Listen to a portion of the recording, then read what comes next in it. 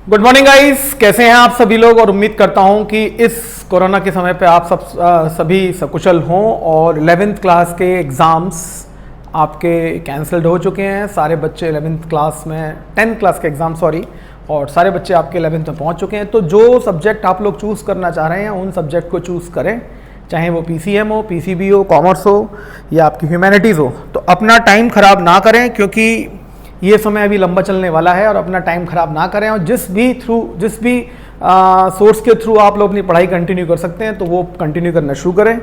और आज मैं 11th क्लास का पहला चैप्टर सेट्स की स्टार्टिंग करने जा रहा हूँ। तो जो बच्चे मेरे से जुड़े हुए हैं उनसे रिक्वेस्ट है कि यहाँ से वीडियोस को देखें और उनको अगर वीडियोस अच्छे लगें तो don't forget to share, subscribe and comments and please go through the entire video to understand the full concept of sets. This is a very important topic for the class 11th, क्योंकि इसके बाद जो next chapter हमारे आएंगे 11th के अंदर वो relation of function है।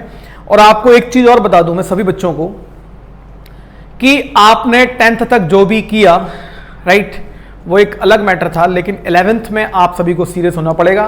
क्योंकि 11th क्लास के मैं अगर सिलेबस की बात करूं तो 10th में आपने जो पढ़ा था वो सिलेबस इतना सा था। मेरी बात समझ रहे हैं आप? 10th में सिलेबस इतना सा था और अभी यहाँ जो सिलेबस होने जा रहा है वो इतना सारा है। तो आपके पास टाइम लिमिट उतना ही है, उतने ही टाइम के अंदर आपको मैक्सिमम सिलेबस कवर करना है। तो पहले आपके पास जो एनसीईआरटी थी 10th में, वही एनसीईआरटी सेम आपकी 11th में ही है, वही साइज है। लेकिन एनसीईआरटी के अंदर जो आपके क्वेश्चंस हैं वो आपको इतने नहीं मिलेंगे राइट। तो उसके लिए आपको हेल्पिंग बुक्स को फॉलो करना पड़ेगा, चाहे आप फिजिक्स पढ़ें, केमिस्ट्री पढ़ें, मैथ्स पढ़ें या कोई भी सब्जेक्ट पढ़ें। तो मेरी आप सभी से एक रिक्वेस्ट है कि अपने इस टाइम को वेस्ट ना करें। जब तक ये कोरोना टाइम चल रहा है, जब तक ये कोरोना कर्फ्यू है, जब तक ये लॉकडाउन है, अपने सब्जेक्ट को चूज करें और चूज करने के बाद अपनी पढ़ाई को कंटिन्यू करना शुरू करते हैं। यही मेरी आप सभी से रिक्वेस्ट है। तो राइट बच्चों, तो मैं आज सबसे पहले चैप्टर शुरू करने जा रहा हूं सेट्स 11th क्लास का। बहुत प्यारा सा और बहुत बढ़िया सा चैप्टर है। और देखिए ये चैप्टर जो सेट्स है आपका, अगर आप ICSE बोर्ड्स की बात करें तो ये चैप्टर आपको वहां पे 6th, 7th, 8th में ही देखने को मिल सकता है, सेट्स। ठीक है, तो सेट है क्या? तो you all are very familiar with the word set. Set सभी लोग जानते हैं, जनरली आप लोगों ने सेट के बारे में बात करी हुई है और आज हम उसको मैथमेटिकल लैंग्वेज में डिस्क्राइब करने जा रहा हूं मैं आप लोगों को। वैसे तो सेट की अगर हम बात करें तो सेट ऑफ बैंगल्स ले सकते हैं आप, है ना, सेट ऑफ पैंट शर्ट ले सकते हैं और सेट ऑफ बहुत सारी चीजें जहां पे सेट वर्ड यूज हो जाएगा। लेकिन मैथमेटिकली सेट्स क्या है वो मैं आपको एक्सप्लेन करने जा रहा हूं। तो उसको एक्सप्लेन करने से पहले कुछ बेसिक चीजें मैं आपको समझा देता हूं। बेसिक चीजों में क्या है कि जैसे हम बात करें कि हम लोगों ने नंबर सिस्टम पढ़ा था, तो नंबर सिस्टम में जो रिप्रेजेंटेशन है तो ये आप लोगों को अच्छी तरीके से पता होना चाहिए कि नेचुरल नंबर क्या है, ठीक है, उसके बाद होल नंबर क्या है, देन आपके इंटीजर्स क्या होते हैं, देन आपका रैशनल नंबर क्या है, इरैशनल नंबर क्या है, प्राइम नंबर क्या है, कंपोजिट क्या है, इवन क्या है, ऑड क्या है। ठीक है बच्चों, और इसके बाद आपका रैशनल हो गया, इरैशनल हो गया, देन आपका कॉम्प्लेक्स नंबर क्या है। ठीक है, तो कॉम्प्लेक्स नंबर अभी आप लोगों ने नहीं पढ़ा, ये आपके लिए नया है। लेकिन इवन नंबर सारे बच्चे जानते हैं कि इवन नंबर को हम 2, 4, 6, 8 ये लिखेंगे। ऑड नंबर 1, 3, 5, 7, 9 ये लिखेंगे। Natural number starts from 1, 2, 3, 4। Whole number starts from 0, 1, 2, 3, 4। Integers from negative to positive, तो ये हो गया आपका -4, -3, -2, -1 और 1, 2, 3, 4। Rational number that can be written in the form of P/Q where Q is not equals to 0। तो आपसे कहा जाए कि 3/4 एक रैशनल नंबर है तो yes obviously it is a rational. तो कोई आपसे पूछे कि 5 रैशनल है तो 100% 5 रैशनल है, क्योंकि इसके डिनोमिनेटर में हम 1 को लिख सकते हैं। राइट बच्चों, अब इसके बाद बात आती है रैशनल की। तो रैशनल में नंबर होगा जो अंडर रूट के अंदर हो, इससे बाहर सॉल्व नहीं आ सकते हो। तो अंडर रूट इरैशनल नंबर को हमने पढ़ा था नॉन टर्मिनेटिंग, नॉन रिपीटिंग या नॉन रिकरिंग, उन नंबर को हमने रैशनल नंबर का नाम दिया था। तो अंडर रूट P इरैशनल है, जैसे मैंने आपसे कहा under root 3, under root 5, under root 6। लेकिन कोई पूछे अंडर रूट 4 तो it is not irrational because under root 4 को आई कैन राइट 2। तो ये नंबर आपका जो है वो रैशनल में भी जा सकता है, इंटीजर्स में भी जा सकता है, होल में भी जा सकता है, नेचुरल में भी जा सकता है, और प्राइम नंबर में तो ये है ही।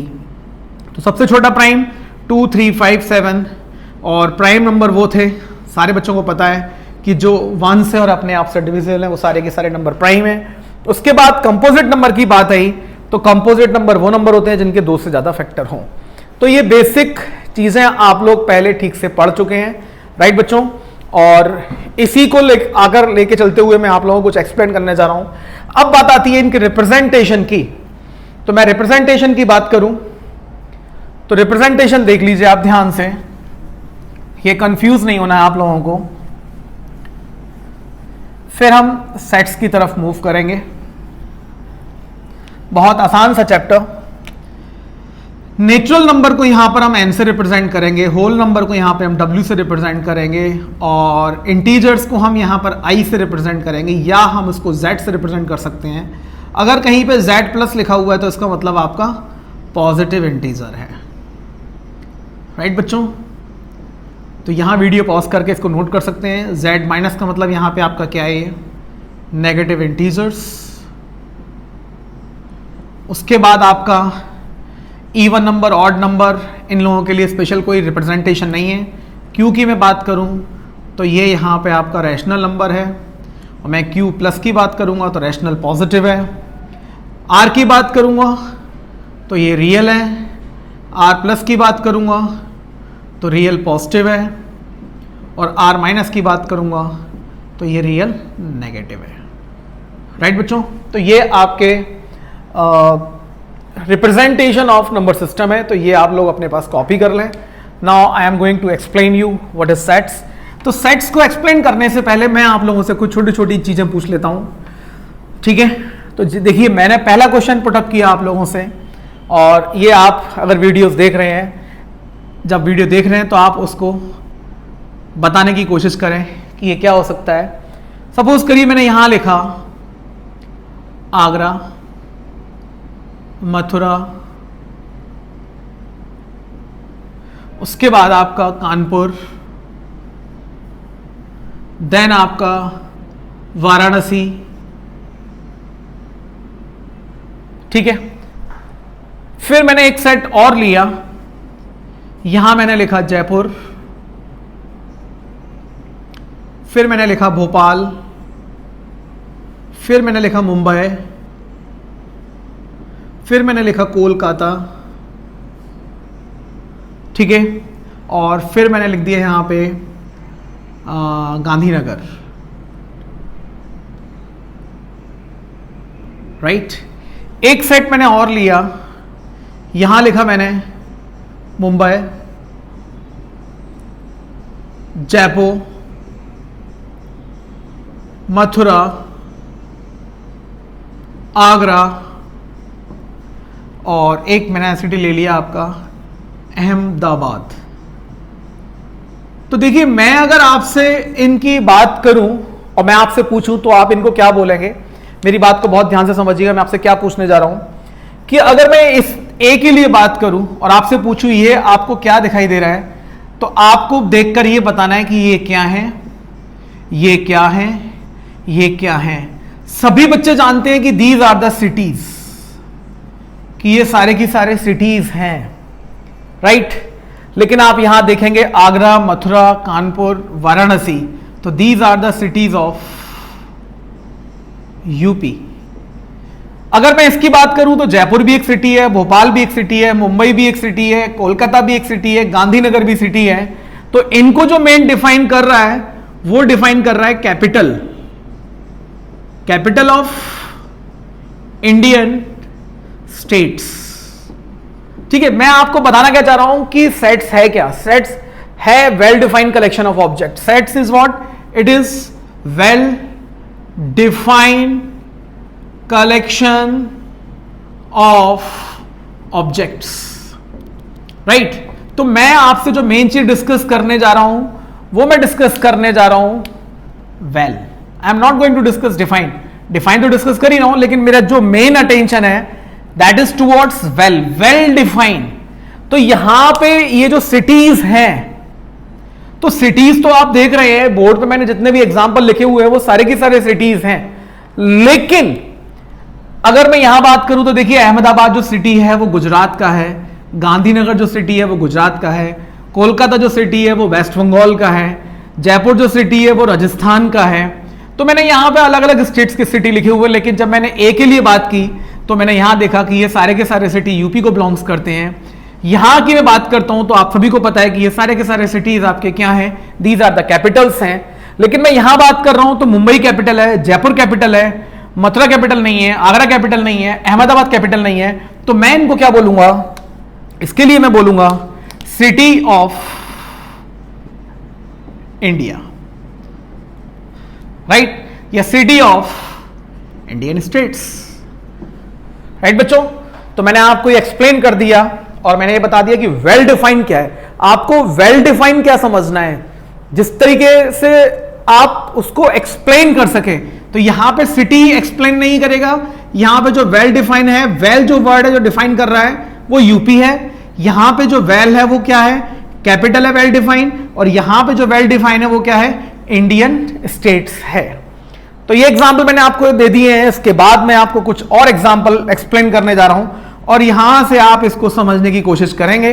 जैसे मैंने आपसे कहा ए, यहां लिखा मैंने गंगा, फिर लिखा मैंने यमुना, फिर लिखा मैंने गोदावरी, फिर लिखा मैंने ताप्ती, और फिर लिखा मैंने ब्रह्मपुत्र।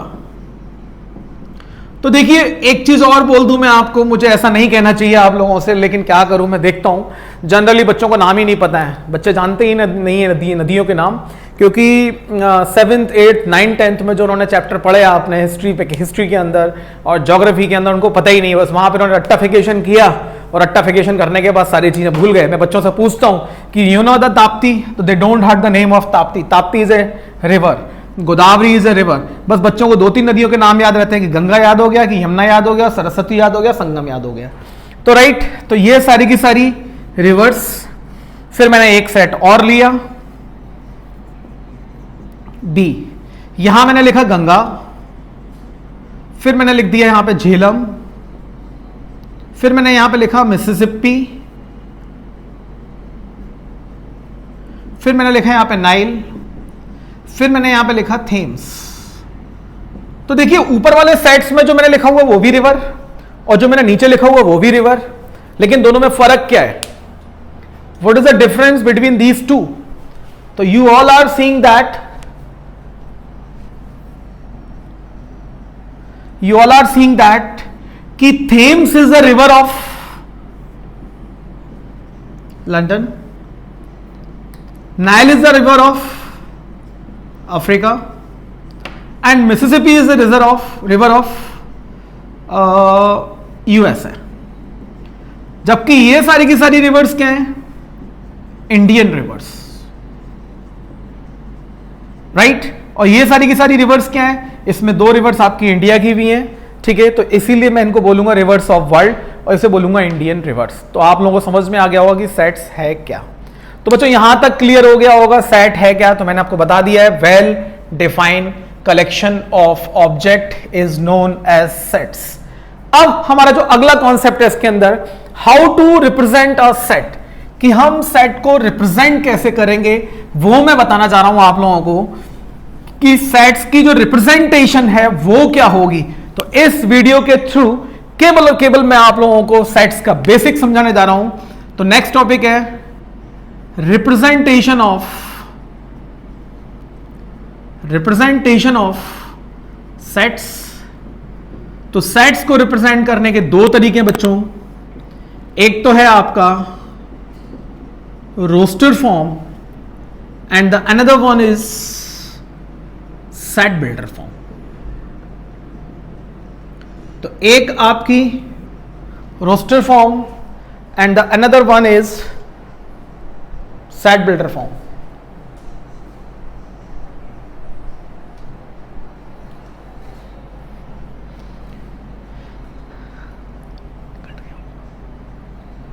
राइट बच्चों, तो रोस्टर फॉर्म को हम एक और नाम से जानते हैं, that is the tabular form, और इसको हम कह सकते हैं सेट बिल्डर फॉर्म को, स्टेटमेंट फॉर्म, मैंने लिख दिया इसको।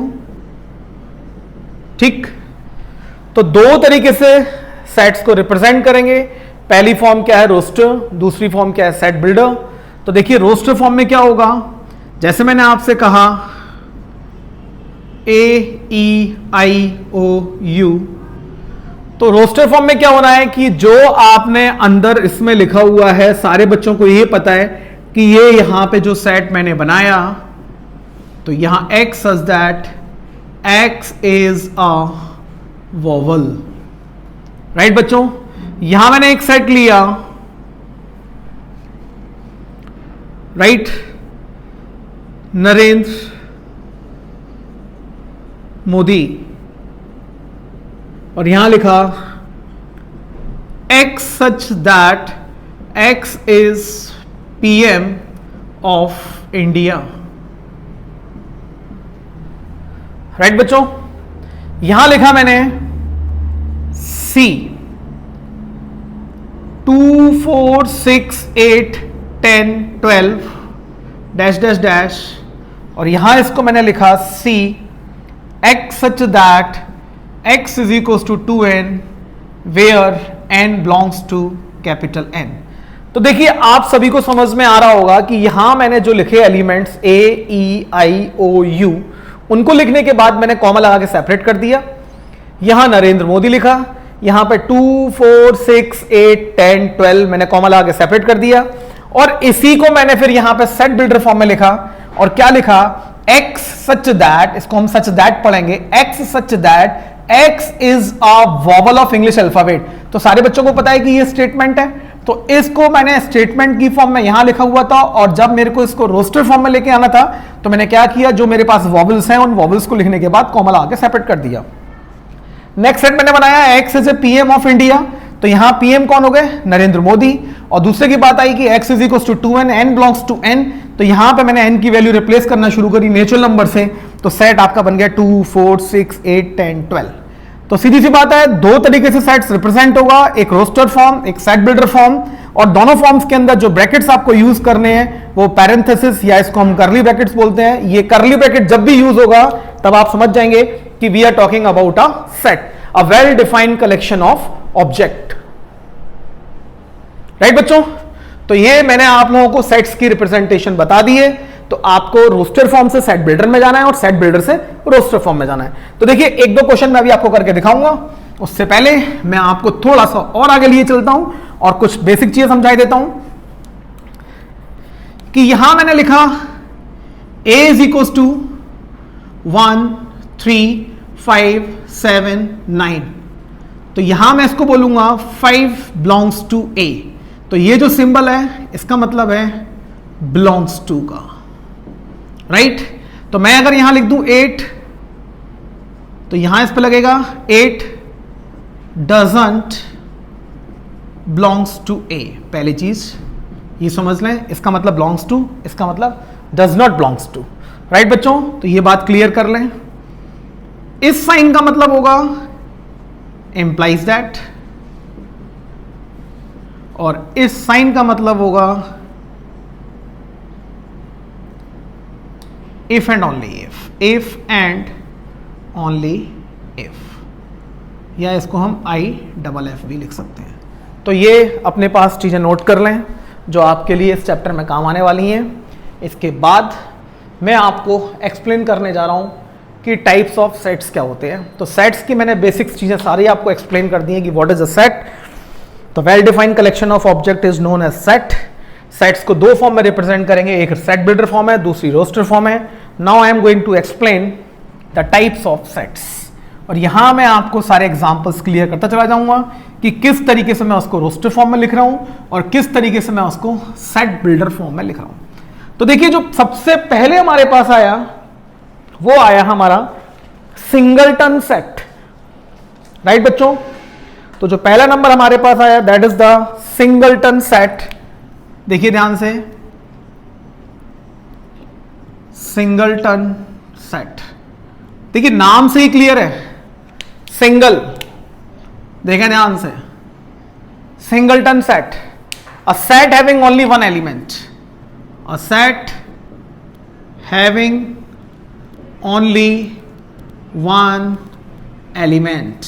अब मेरी बात को बहुत ध्यान से समझेंगे सारे के सारे बच्चे, क्योंकि यहां मैंने आप लोगों को जो एक्सप्लेन किया था कि सेट्स को हम दो तरीके से रिप्रेजेंट करेंगे, that is a set builder form and roster form, तो वो आप समझने की कोशिश करें। देखिए कैसे, मैंने यहां पे एक सेट लिखा x such that x square is equals to 9 and x belongs to n। तो देखिए यहां पे सभी को पता है कि मैंने यहां पे ये जो फॉर्म लिखी हुई है it is the statement form, और स्टेटमेंट फॉर्म को मैं कन्वर्ट करने जा रहा हूं सेट बिल्डर फॉर्म में, तभी मैं पता कर पाऊंगा कि इसमें कितने एलिमेंट आएंगे। तो सारे बच्चों को ये मालूम है कि जब मैं X square is equal to 9 को सॉल्व करूंगा तो क्वाड्रेटिक होने की वजह से इसकी x की दो वैल्यूज आएंगी एक्सपेक्टेड, प्लस माइनस। तो यहां पे अगर मैं बात करूं तो यहां पे x किसको बिलोंग कर रहा है, नेचुरल नंबर को बिलोंग कर रहा है, तो यहां नेचुरल नंबर क्या होगा, प्लस का 3 होगा, तो एलिमेंट कितना आएगा, केवल और केवल 3 आएगा। तो हम ये कह सकते हैं कि इस सेट के अंदर एक ही एलिमेंट है 3, इसलिए सेट को हमने क्या बोला, सिंगलटन सेट। राइट बच्चों, तो यहां तक आपको ये बात क्लियर हो चुकी है। नेक्स्ट क्वेश्चन, नेक्स्ट आपके पास मैं चल रहा हूं। सिंगलटन सेट के बाद आया हमारा दूसरा number, that is the empty set. इसको हम दूसरे नाम से भी जानते हैं, नल सेट, एक और नाम वाइट सेट। ठीक है बच्चों, तो एम्प्टी सेट, नल सेट और void set, and it will be represented by, how we will represented it, we will represented it by 5। इसको जो रिप्रेजेंट करने का तरीका है, ये ब्रैकेट से कंफ्यूज ना हो, ये मैंने इसकी केवल और केवल रिप्रेजेंटेशन लिखी हुई है कि इसको हम 5 से रिप्रेजेंट करेंगे। तो इसकी डेफिनेशन लिख सकते हैं, a set having no element is known as empty set. Right बच्चों, तो इसकी रिप्रेजेंटेशन होगी वो a is equal to this. ठीक है, तो ये इसकी रिप्रेजेंटेशन है, या मैं इसको ऐसे लिखूं या मैं इसको ऐसे लिखूं, तो ये मेरे पास एम्प्टी सेट की रिप्रेजेंटेशन है। अब आप देखिए, मैं आपको इसको एक्सप्लेन के थ्रू एक सेट बिल्डर फॉर्म में और रोस्टर फॉर्म में एक्सप्लेन करने जा रहा हूं। तो वो देखें ध्यान से कि मैंने यहां पे एक एग्जांपल लिया, x such that x belongs to n, कि x एक नेचुरल नंबर को बिलोंग कर रहा है and x is greater than 5 and less than 6। देखिए क्वेश्चन ध्यान से समझने की कोशिश करें, मैंने क्या लिखा हुआ है यहां पे कि x such that, एक चीज बता देता हूं मैं, सच दैट को इस तरीके से भी रिप्रेजेंट कर सकता हूं। तो अगर यहां पे ये साइन इस तरीके से लगाओ तो आप कंफ्यूज नहीं होंगे। इसका मतलब भी क्या है, such that x belongs to n and x is greater than 5 and less than 6 and x belongs to n। तो x 5 से बड़ा और 6 से छोटा, तो 5 से बड़ा और 6 से छोटा नेचुरल नंबर कोई होगा ही नहीं। तो यहां पे जो सेट है आपका ये a, तो इसमें क्या एलिमेंट आएगा, तो इसके अंदर कोई भी एलिमेंट नहीं आएगा। तो इसीलिए मैंने इसको क्या लिख दिया कि it is an empty set. Right बच्चों, तो मैंने सिंगलटन सेट के बारे में आपको एक्सप्लेन कर दिया, दूसरा मैंने आप लोगों को एम्प्टी सेट के बारे में एक्सप्लेन कर दिया। तो ये दोनों डेफिनेशंस, यहां वीडियो पॉज करें और डेफिनेशंस को नोट कर लें। Now I am moving towards the next point. तो ये दो पॉइंट क्लियर करने के बाद now I am going to explain you finite set. Heading डाल दीजिए, फाइनाइट सेट। फाइनाइट सेट, तो इसको लिख लें, a set with countable number of elements. बस इससे ज़्यादा समझाने की जरूरत नहीं है, आप लोगों को कुछ भी समझ में आ गया होगा सभी बच्चों को कि मैंने यहाँ एक सेट लिखा और यहाँ लिखा AEIOU, फिर मैंने यहाँ पे दूसरा सेट दिया 2 4 6 8 10 12, फिर मैंने यहाँ एक और सेट लिखा और यहाँ लिख दिया मैंने क्या, राम, लक्ष्मण, भरत और शत्रुघ्न। शत्रुघ्न, भाई स्पेलिंग चेक कर लेना प्लीज़, राइट, इंग्लिश मेरी थोड़ी सी कमज़ोर है। तो आप सभी को समझ रहे होंगे, this is the roster form, इसकी सेट बिल्डर फॉर्म आएगी x such that x is a vowel. This is the roster form x such that x is equals to 2n where n is what 1 to 6. This one Ram Lakshman Bharat Shatrughan चारों नाम आप लोगों को पता है. x such that x is a character of Ramayana या x such that x is the son of king Dasharath. तो ये मैंने आप लोगों को बता दिया फाइनाइट सेट क्या. तो आप सभी को मालूम है कि इसके अंदर जो नंबर ऑफ एलिमेंट्स कितने हैं 5 हैं, इसके अंदर नंबर ऑफ एलिमेंट्स कितने हैं 6 हैं, इसके अंदर नंबर ऑफ एलिमेंट्स कितने हैं 4 हैं. तो जिनके एलिमेंट्स को हम गिन सकते हो उस सेट को हम क्या बोलेंगे, फाइनाइट सेट. राइट बच्चों. तो फाइनाइट सेट के बाद we move on to next number of set, that is the infinite set. मेरी बात को बहुत ध्यान से समझें. इनफाइनाइट सेट वो a set with infinite number of elements. एक सेट जिसके अंदर इनफाइनाइट नंबर ऑफ एलिमेंट्स हो उसको हम इनफाइनाइट सेट बोलेंगे. कहने का मतलब ये एक ऐसा सेट जिसके एलिमेंट्स को हम काउंट नहीं कर सकते.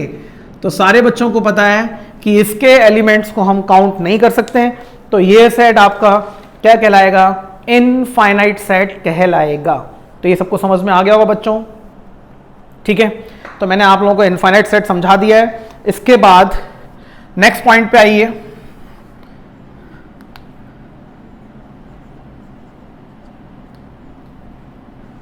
Cardinal number of a finite set. Cardinal number of a finite set. तो I am going to explain the set in a very easy manner and please go through the full video to clear your concept. ठीक है. तो बिल्कुल आसान तरीके से मैंने आप लोगों को समझाया हुआ है. और आपको कहीं भी कोई भी क्वेरी हो तो वहां आप मेरे को यहां पर चैट में मेरे को मैसेज कर सकते हैं, जिससे कि मैं आपके लिए नेक्स्ट वीडियो वो कॉन्सेप्ट को क्लियर कर दूं. और please try to connect with me so that I can complete your syllabus. तो यहां पे cardinal number of set, finite set की बात चल रही है. तो इसका मतलब क्या हुआ कि number of elements present, number of elements present in a set, it is known as a finite set. तो देखिए, तो मैंने आप लोगों को जो ऊपर बताया था फाइनाइट सेट वो ये था. तो यहां पे अगर हम बात करें कि पहले वाले सेट्स के अंदर एलिमेंट कितने थे, 1 2 3 4 5. दूसरे सेट के अंदर एलिमेंट कितने, 1 2 3 4 5 6. तीसरे सेट के अंदर एलिमेंट कितने हैं, 4. तो ये कहलाए आपके cardinal number of set, finite set. यहां तक क्लियर बच्चों. तो मैंने आप लोगों को सिंगलटन समझा दिया, एम्प्टी बता दिया, फाइनाइट बता दिया, कार्डिनल नंबर बता दिया, इनफाइनाइट बता दिया. Now we move on to next, that is the equivalent set. तो देखिए, यहां तक आप वीडियो पॉज करें और इन सारी डेफिनेशंस को नोट कर लें. तो बहुत आसान होने जा रहा है आपका ये chapter. Next is what, definition number 5 और 6.